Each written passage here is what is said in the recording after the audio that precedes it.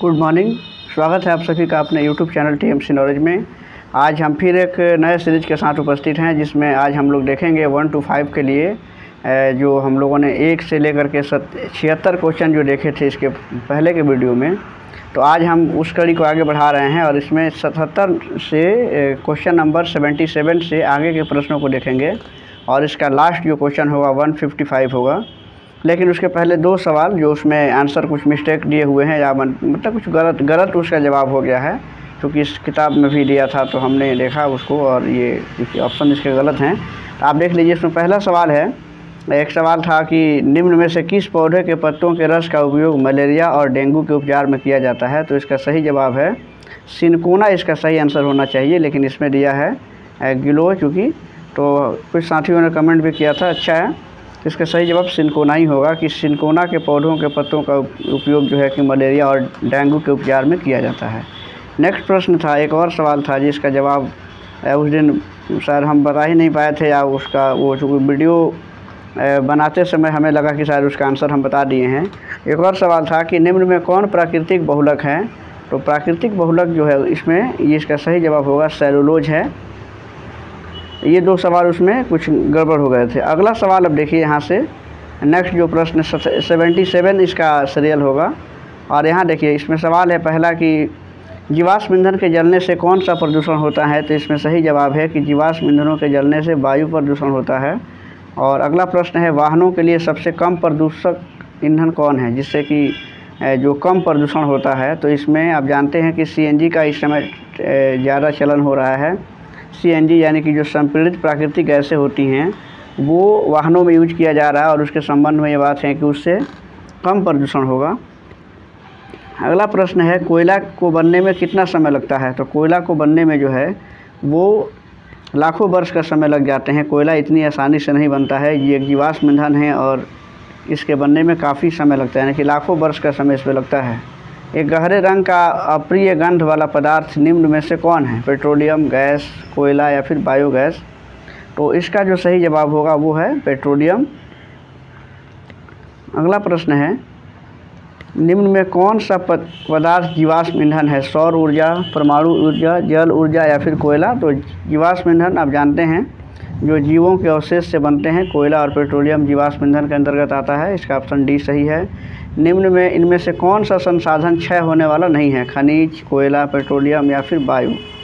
तो देखिए, इसमें क्षय होने वाले जो संसाधन नहीं है वो है, इसका सही जवाब है कि इसमें वायु जो है वो क्षय होने वाला नहीं है, यानी खनिज है, कोयला है, पेट्रोलियम है, इसकी समाप्ति हो सकती है, क्योंकि ये प्रकृति से प्राप्त होते हैं और इसके बनने में भी काफ़ी समय लगता है। तो उपयोग के अनुसार ये ख़त्म हो सकते हैं, लेकिन वायु नहीं होगा ख़त्म जल्दी।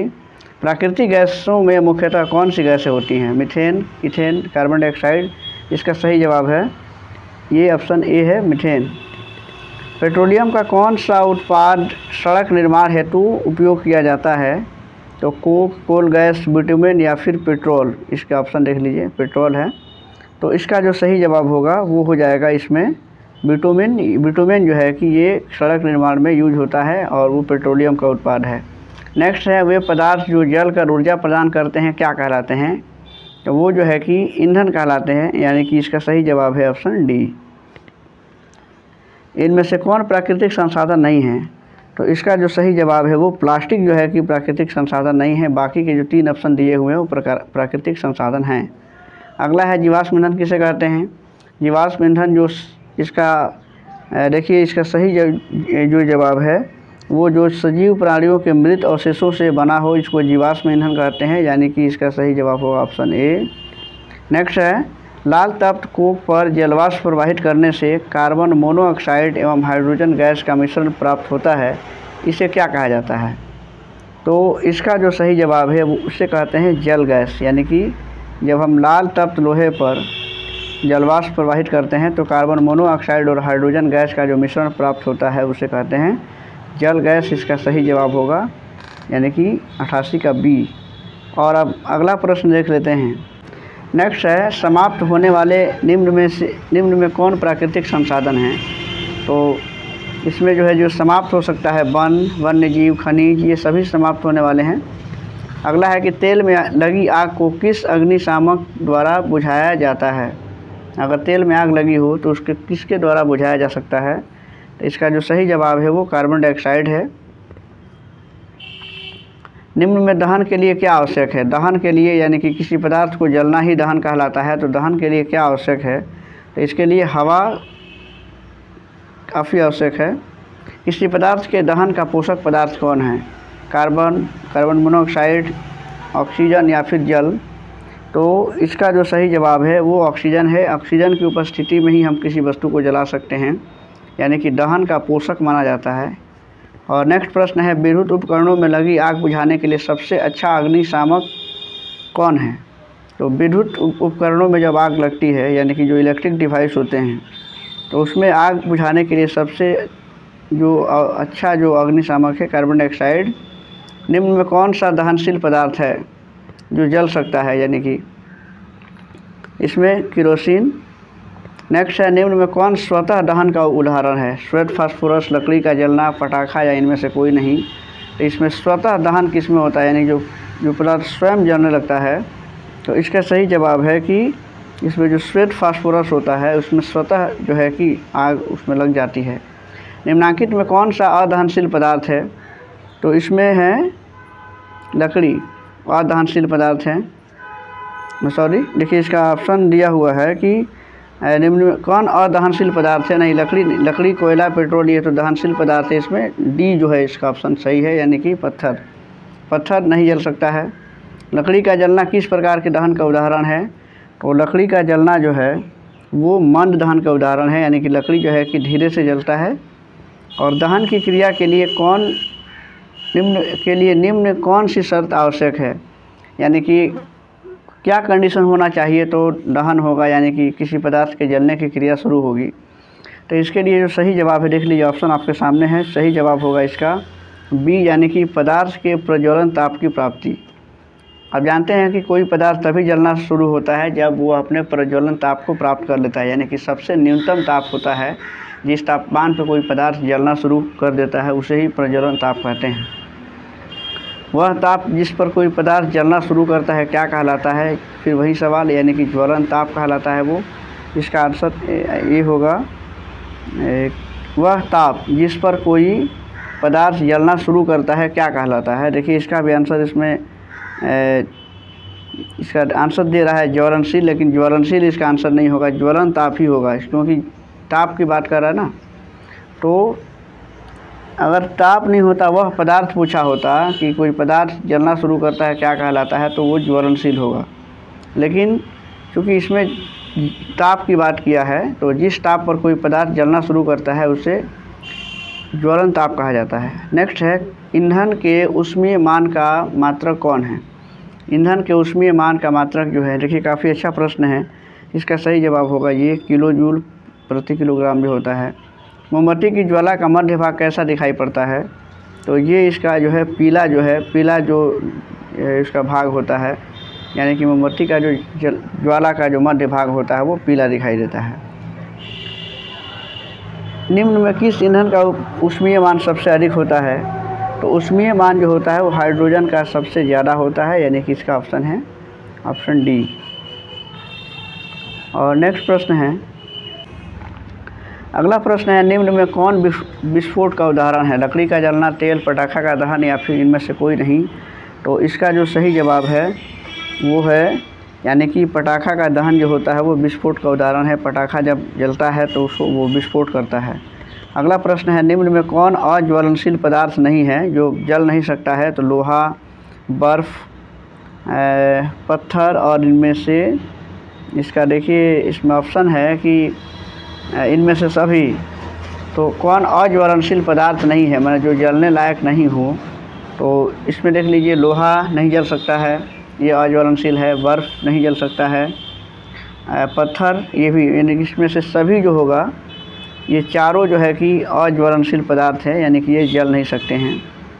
नेक्स्ट है, ज्वाला में कितने क्षेत्र पाए जाते हैं। ज्वाला में कितने क्षेत्र होते हैं। तो ज्वाला में कुल जो है कि 3 क्षेत्र होते हैं, इसका ऑप्शन है बी। और नेक्स्ट प्रश्न है कि वनों को समाप्त करने को क्या कहते हैं? वनों को समाप्त करने की क्रिया को क्या कहते हैं, या जिस कारण से वन समाप्त हो रहे उसे क्या कहते हैं? तो उसे कहा जाता है वन उन्मूलन, यानी कि वनों का उन्मूलन करना, वन को साफ कर देना।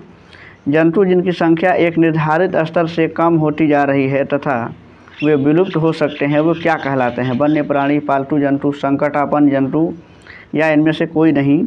इसका सही जवाब है संकटापन्न जंतु कहेंगे, जिनकी संख्या अब विलुप्त हो रही है या कम हो रही है।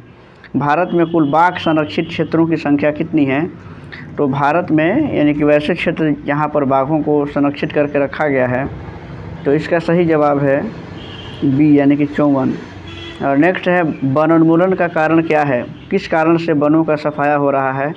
देखिए इसमें ऑप्शन आपके सामने है, इसका सही जवाब है इनमें से सभी जो है कि इसका आंसर होगा, क्योंकि ये जो उपयुक्त सभी जो कारण है, भवन का निर्माण, सड़क निर्माण, कागज़ उद्योग की स्थापना, इन सभी में वनों के लकड़ियों का या पौधों के अवशेष का यूज किया जाता है और इसलिए ये सभी इसके लिए जिम्मेवार हैं।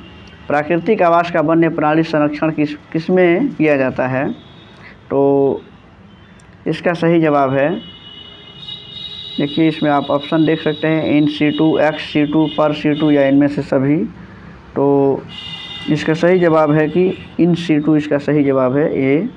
वह क्षेत्र जिसमें जंतु अपने प्राकृतिक आवास में संरक्षित होते हैं क्या कहलाता है?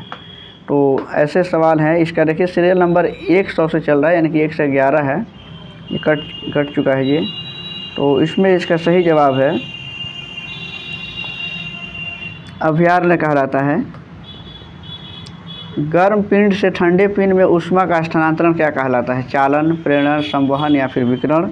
तो इसका सही जवाब है चालन होता है, कि जब किसी गर्म पिंड से ठंडे पिंड में ऊष्मा का ट्रांसफ़र होता है। वन उन्मूलन का स्थायी हल क्या है? क्या उसका वन जो सफाया हो रहा है, वनों का वन कट रहे हैं, उसका हल क्या हो सकता है? तो इसका हो सकता है कि फिर से हम वनों को लगाएं, यानी कि पुनर्वनारोपण, यानी कि वनों को फिर से लगाया जाए। प्रयोगशाला तापमापी के ताप पाठ्यांक की सीमा कितनी होती है? प्रयोगशाला में जो तापमापी होते हैं उनके ताप की पाठ्यांक की कितना लिमिट होता है? तो इसमें सही जवाब है कि -10 डिग्री सेल्सियस। इसमें ऑप्शन है कि -10 डिग्री सेल्सियस से 110 डिग्री सेल्सियस तक। और अगला है कि वन उन्मूलन का प्राकृतिक कारण क्या है? तो इसका है कि इसमें से दावानल और भीषण सूखा, दावानल यानी कि उसमें जो आग लग जाता है और भीषण सूखा पड़ते हैं, जिसके कारण प्राकृतिक ये कारण है, जिसकी वजह से वनों का सफाया हो रहा है या वन ख़त्म हो रहे हैं। संरक्षण का क्या अर्थ है? संरक्षण का अर्थ होता है बचाना, यानी कि किसी चीज़ की सुरक्षा करना, उसको बचाना। तो इसका सही जवाब है ए, यानी कि रक्षण करना। और इसमें अगला जो प्रश्न है ये 117 नंबर प्रश्न होगा आपके सामने। निम्न में भौम जल स्तर के निम्नीकरण का क्या कारण है? ये 8वीं क्लास के विज्ञान का सब क्वेश्चन है कि निम्न में भौम जल स्तर के निम्नीकरण का क्या कारण है, यानी कि जल का जो लेवल है भूमि के नीचे, उसका स्तर काफ़ी नीचे जा रहा है, उसका क्या कारण है? तो उसका कारण है इसमें कि वन उन्मूलन। अगला है कि निम्न में से वनों की कटाई का मुख्य उद्देश्य क्या है? वनों की कटाई का मुख्य उद्देश्य क्या है? तो इसका सही जवाब है उपरोक्त सभी। ऑप्शन देख लीजिए। विश्व ऊष्मन के लिए प्रमुख उत्तरदायी गैस कौन है? विश्व ऊष्मन यानी जिसको ग्लोबल वार्मिंग कहते हैं, वैश्विक तापमान वृद्धि कहते हैं, जिसमें विश्व का तापमान बढ़ रहा है, तो उसके लिए CO2 ज़्यादा उत्तरदायी है, कार्बन डाइऑक्साइड, इसका ऑप्शन होगा। नेक्स्ट है वन उन्मूलन से क्या क्या होता है?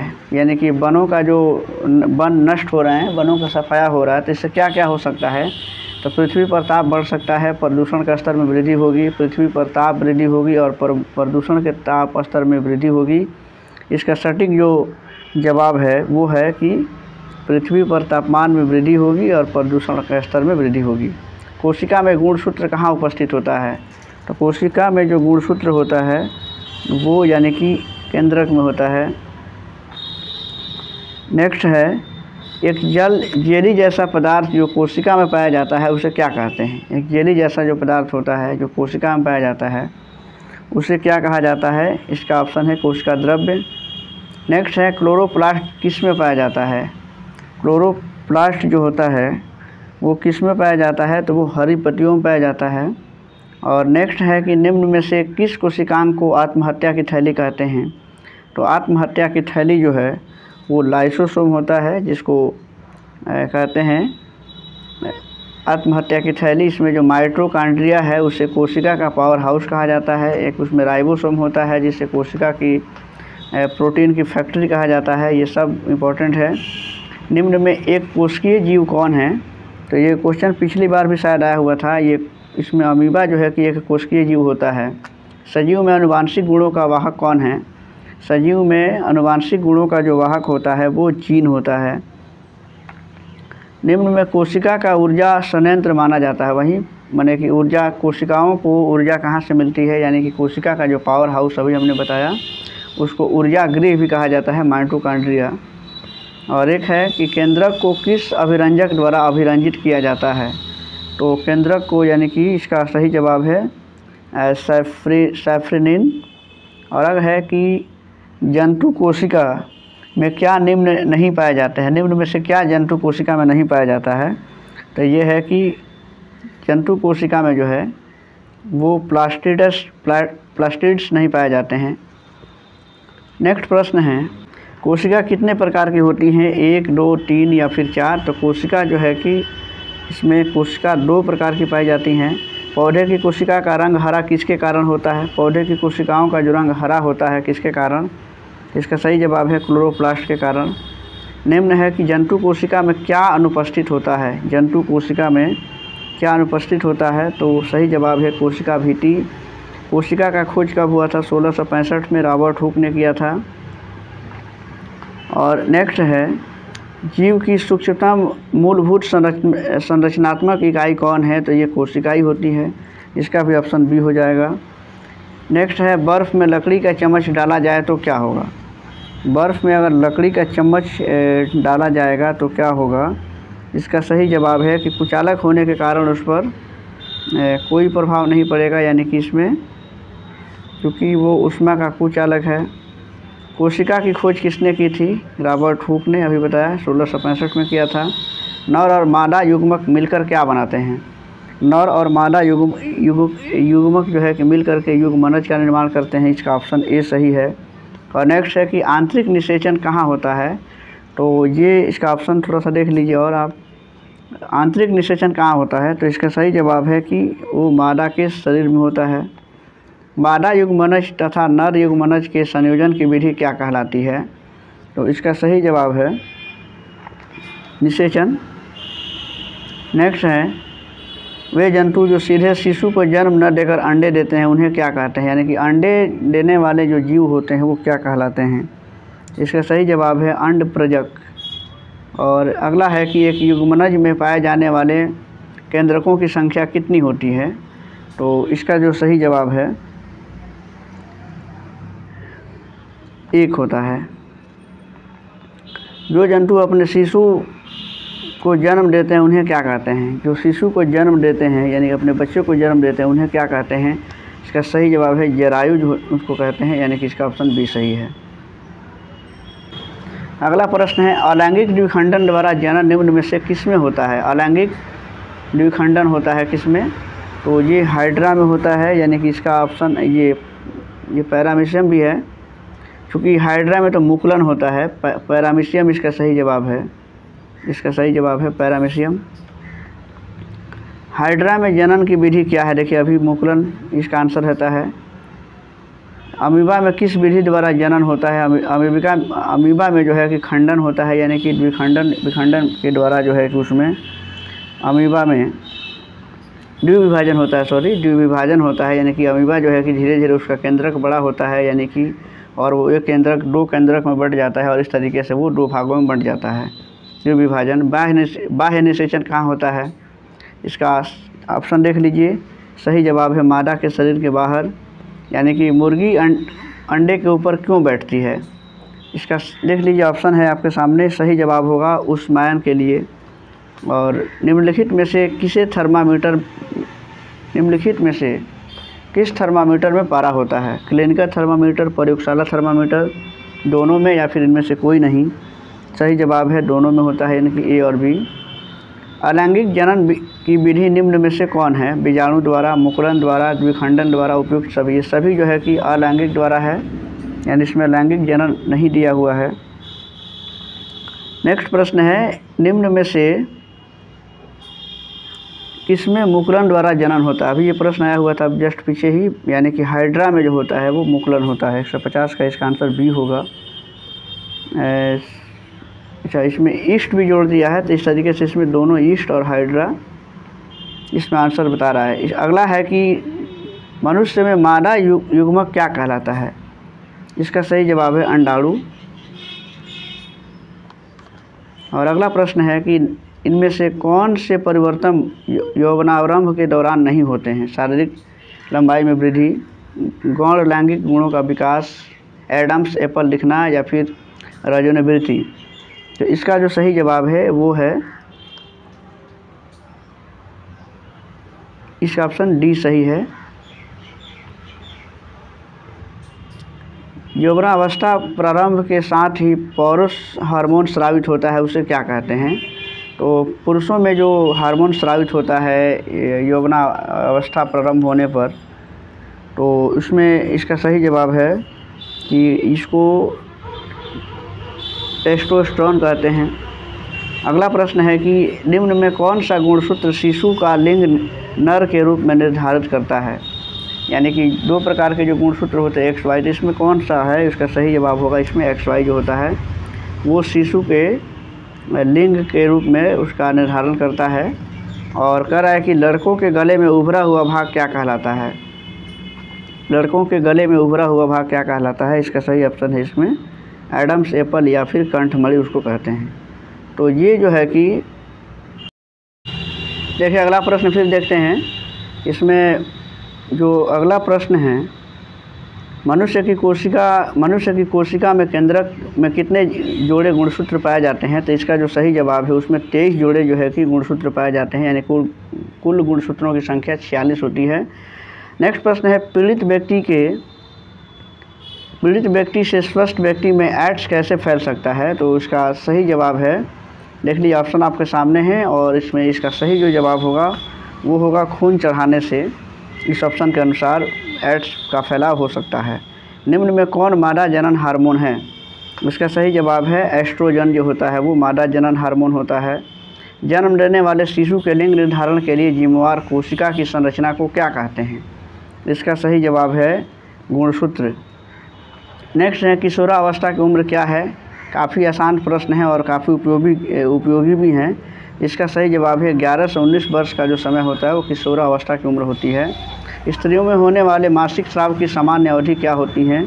सही जवाब होगा 28 दिन। कितने उम्र तक को सहसावस्था कहा जाता है? सहसावस्था यानी कि ये सबसे प्रारंभिक जो अवस्था होती है, इसका सही जवाब है 0 से 4 वर्ष। निम्न में कौन सा आहार किशोर के लिए सर्वोत्तम है? तो इसमें देख लीजिए ऑप्शन आपके सामने है, सही जवाब है ऑप्शन बी।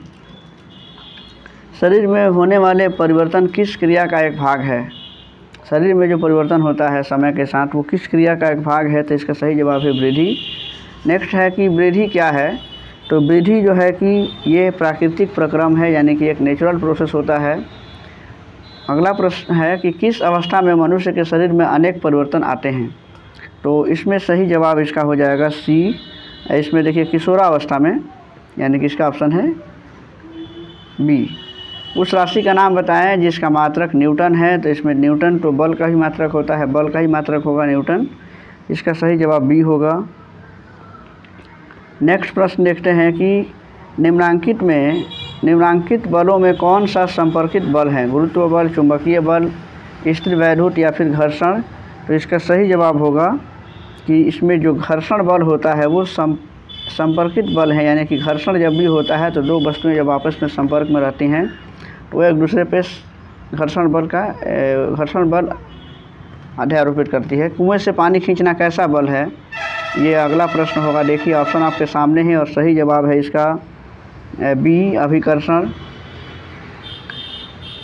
पृथ्वी प्रत्येक वस्तु को अपनी ओर आकर्षित करती है। इस आकर्षण बल को क्या कहा जाता है? यानी कि उससे कहते हैं गुरुत्व बल, यानी कि पृथ्वी जो है कि वस्तु को अपने ओर खींचती है।